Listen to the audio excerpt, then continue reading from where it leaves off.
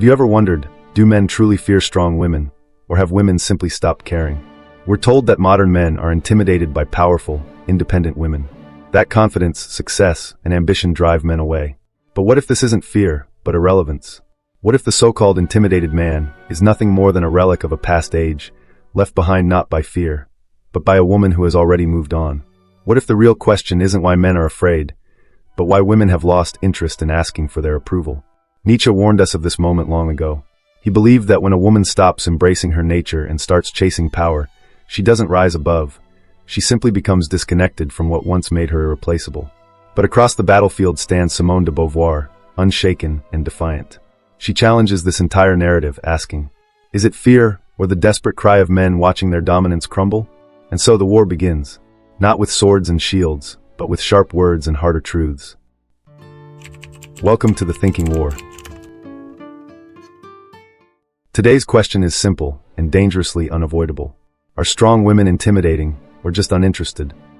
The myth of the intimidated man. For years, we've been told the same story. Men fear strong women. It's a phrase that echoes through pop culture, social media, and even academic circles. But what if this isn't a universal truth, but a carefully constructed myth?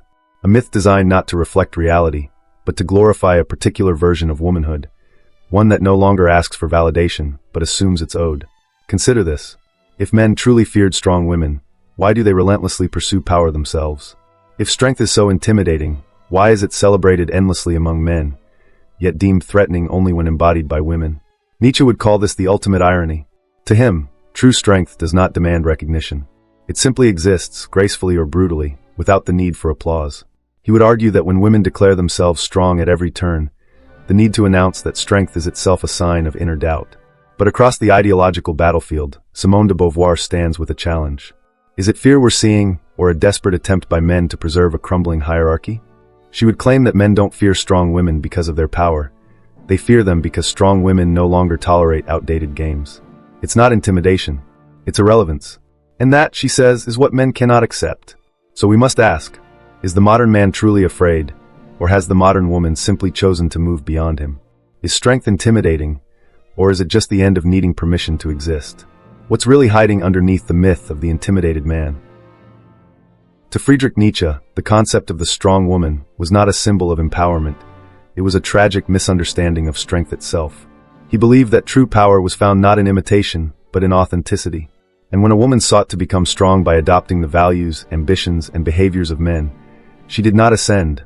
She simply abandoned the essence of what made her powerful in the first place. A woman who chases the virtues of men forgets the brilliance of her own nature. Nietzsche did not view this as a matter of superiority or inferiority. To him, it was a matter of essence. Strength, in the masculine sense, is about conquest, dominance, and control.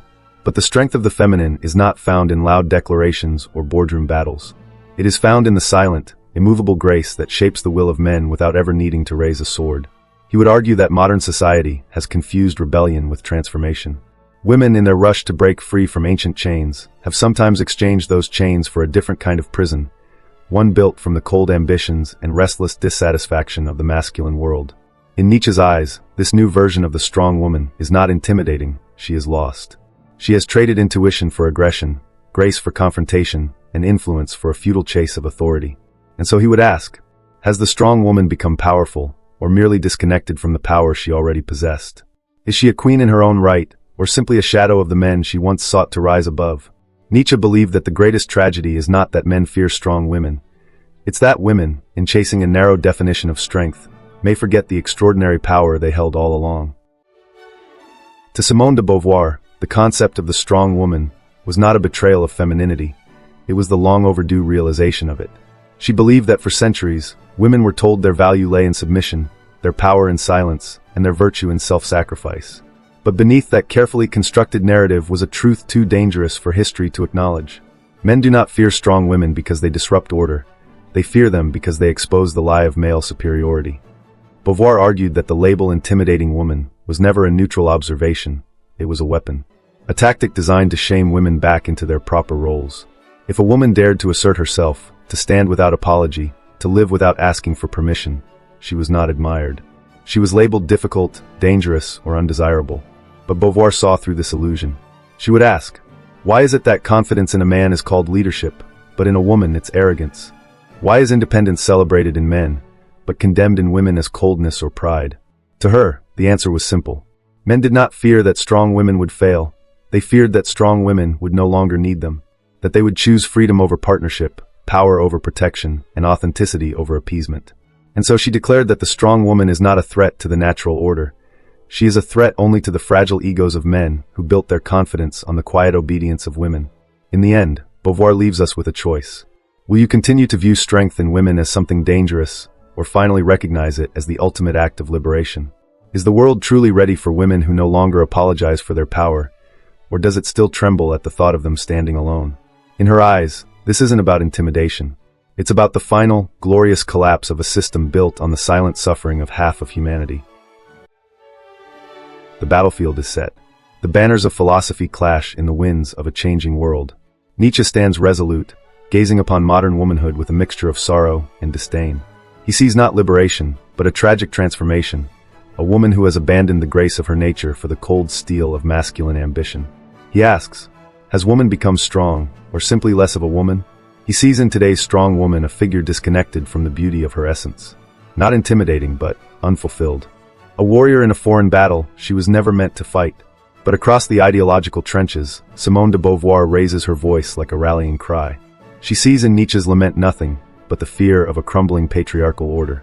To her, every accusation of lost femininity is nothing more than a final, desperate attempt to shame women back into submission. When a man cannot control a woman, she says, he calls her unnatural. She argues that it is not women who have lost themselves. It is men who have lost their grip on the narrative. For the first time in history, women refuse to define their worth through the eyes of those who once ruled them. So where does the truth lie? Nietzsche insists this is not strength, it is a hollow imitation of it. Beauvoir declares it is the first true taste of freedom. And now the question is hurled at you. Is the modern strong woman a tragic figure, lost to herself, or a victorious soul, finally found? Is this the death of grace, or the birth of unshakable selfhood? Step into any corner of modern culture, and you'll find her there, not hidden but untouchable. The unapproachable woman. Independent. Unapologetic. Unreachable. She is celebrated in viral slogans. I don't need anyone. I am the prize. Asterisk. Social media turns her image into a symbol of strength, wrapped in sharp edges and cold defiance. But beneath the curated Instagram feeds and empowerment seminars, something deeper stirs. A question that no influencer dares to ask. Has independence made women powerful, or just unreachable? Nietzsche would look at this modern icon and see not strength, but isolation. A fortress built too high, its gates locked not by necessity, but by fear of vulnerability. Simone de Beauvoir, standing in the pulse of the modern world, would argue otherwise. She would say that for the first time, women have stepped off the auction block of male validation. They no longer wait to be chosen. They choose themselves, fully, fearlessly, and without compromise. And if that makes them unapproachable, perhaps it is only because they finally understand their own worth.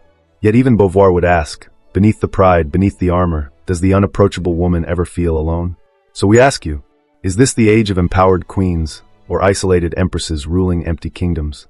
Have women truly risen beyond the need for connection, or have we built new walls and called them freedom?